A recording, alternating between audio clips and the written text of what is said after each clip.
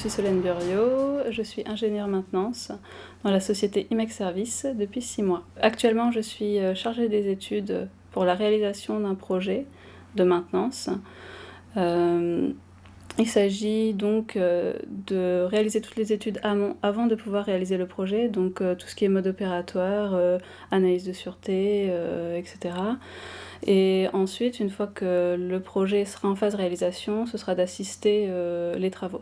Pour être embauchée à IMEC Service, en fait, je suis allée au Forum des métiers d'aujourd'hui et de demain, donc de l'année dernière, et j'ai rencontré directement le directeur de l'entreprise. Et donc, j'ai pu le voir et je lui ai donné mon CV, et puis du coup, il m'a embauchée.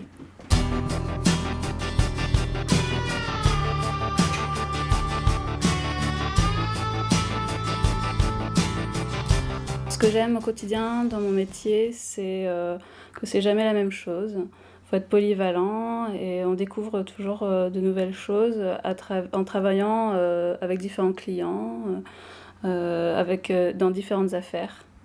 Les qualités qu'il faut avoir pour être ingénieur maintenance, ça va être d'abord des bases techniques et puis ensuite savoir s'adapter suivant les affaires.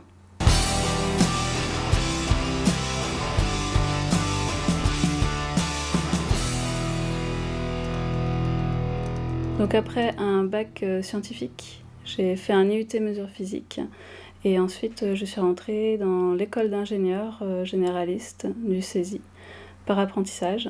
Et donc là j'étais 3 ans à mi-temps entre l'école et l'entreprise DCNS à Cherbourg.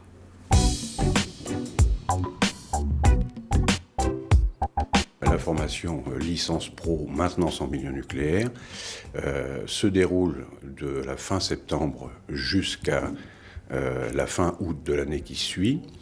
Elle s'organise par alternance de périodes de formation en centre et de formation sur site. Et elle se termine par une mise en situation professionnelle, un stage d'une durée importante, quasiment 3 mois consécutifs. On va trouver des enseignements très scientifiques, physique nucléaire, interaction rayonnement-matière, neutronique, et des enseignements un peu plus techniques où on va décrire les installations nucléaires en termes de procédés, de technologies, etc.